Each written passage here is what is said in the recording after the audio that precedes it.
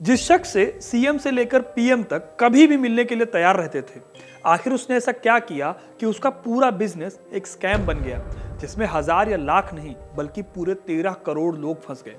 आज इस शख्स के 22,000 करोड़ रुपए सेबी के पास हैं, लेकिन सेबी उन्हें किसी को दे नहीं सकता। ये शख्स जिसे कई लोग मसीहा मानते हैं तो कई लोग महाठग।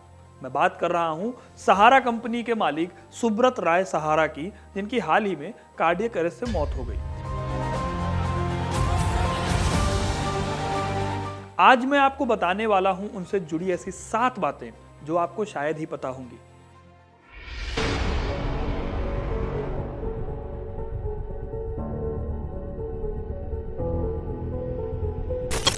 20,000 करोड़ की देनदारी के मामले में सुब्रत राय की गिरफ्तारी तय है।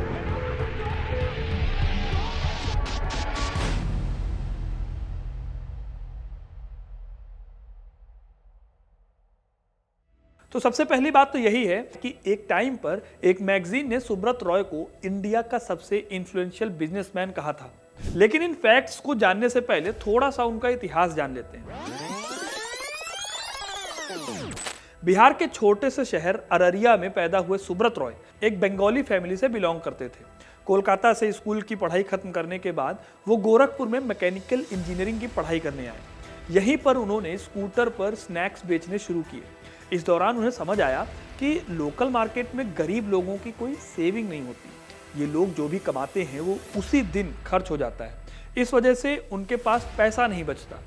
इसी चीज को एक स्कीम बनाकर सुब्रत रॉय ने साल 1978 में सिर्फ 2,000 रुपए की इन्वेस्टमेंट से एक कंपनी शुरू की। उन्होंने लोगों को कहा कि वो हर दिन 1 रुपया जमा करें, बाद में सहारा उन्हें इंटरेस्ट के साथ अच्छा खासा रिटर्न देगा। ये उस टाइम की बात है जब बैंक में अकाउंट खुलवाने में हफ्तों लग जाते थे और बहुत सारा पेपर वर्क हुआ करता था। इसी जगह पर सहारा कंपनी आती है जो बहुत कम झंझट के साथ एक अच्छा ऑप्शन दे रही होती है। इसलिए लोग इस कंपनी के साथ जुड़ते चले गए और इसी वजह से आगे चलकर इस कंपनी में करीब 9 करोड़ लोग जुड़ गए और सुब्रत राय और अमीर होते चले गए।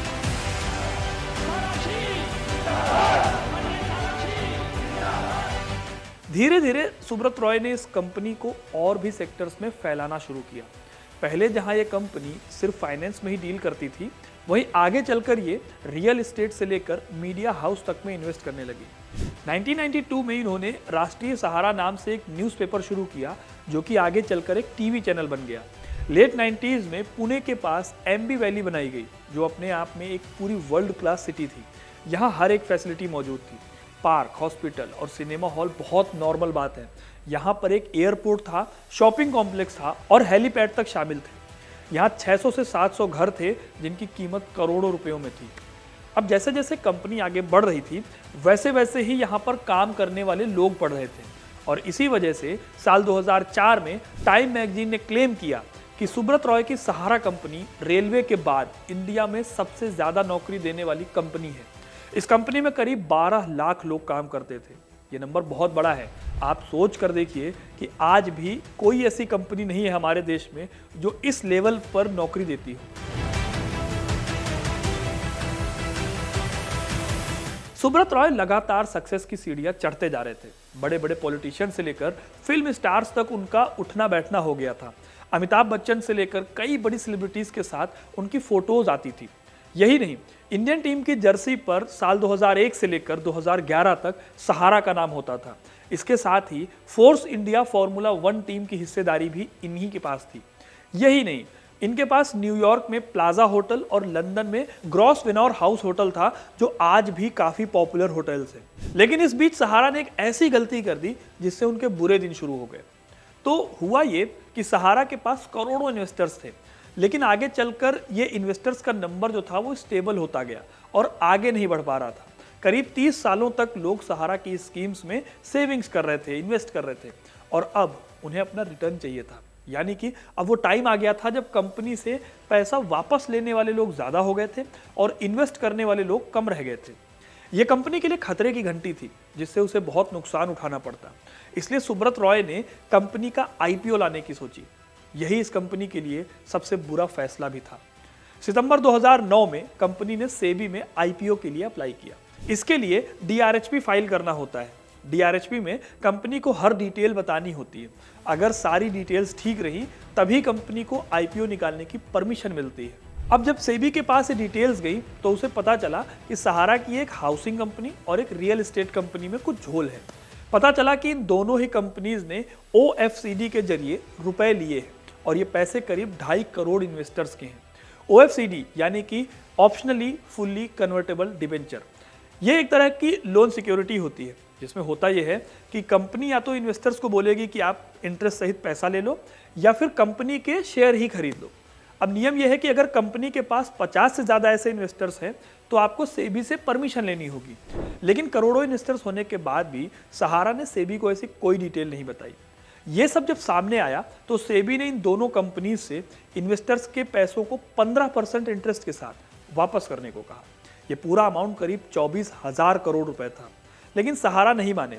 2011 में वो इलाहाबाद हाईकोर्ट गए जहां हाईकोर्ट ने सेम डिसीजन दिया जो कि सेबी कह रही थी, यानी कि 15% इंटरेस्ट के साथ आपको पैसे वापस करने होंगे। फिर आगे चलकर एक केस सुप्रीम कोर्ट भी गया, लेकिन वहां भी उन्हें कहीं राहत नहीं मिली। सुप्रीम कोर्ट ने कंपनी से इन्वेस्टर्स की डिटेल शेयर करने को कहा और साथ ही 15% इंटरेस्ट के साथ पैसे वापस करने की बात कही। लेकिन कोर्ट ने इसके लिए 3 महीने का टाइम दिया और 3 इंस्टॉलमेंट पे पैसे देने की बात कही। कंपनी ने इस बात पर एग्री भी किया और पूरे 127 ट्रक भरकर अपने इन्वेस्टर्स की डिटेल सबमिट की। लेकिन जब इन 127 ट्रक्स के पेपर्स की जांच हुई तो इसमें भी इन्वेस्टर्स की पूरी डिटेल नहीं मिल पाई। इसके बाद इस केस को मनी लॉन्ड्रिंग से जोड़कर देखा जाने लगा। इस बीच कंपनी ने 5,120 करोड़ रुपए अपनी जो पहली इंस्टॉलमेंट थी वो वापस कर दी, लेकिन बाकी की जो 2 इंस्टॉलमेंट थी उन्हें वापस नहीं किया। इसके बाद सुप्रीम कोर्ट ने 2014 में सुब्रत रॉय को कोर्ट में पेश होने को कहा, लेकिन सुब्रत कोर्ट में नहीं गए। इस वजह से उन्हें अरेस्ट कर लिया गया। जो लोग उनके स्कैम से ठगे गए थे उनमें सहारा को लेकर काफी गुस्सा था। मार्च 2014 में जब वो सुप्रीम कोर्ट में पेशी के लिए जा रहे थे तब ग्वालियर के एक शख्स ने गुस्से में उन पर इंक फेंक दी थी।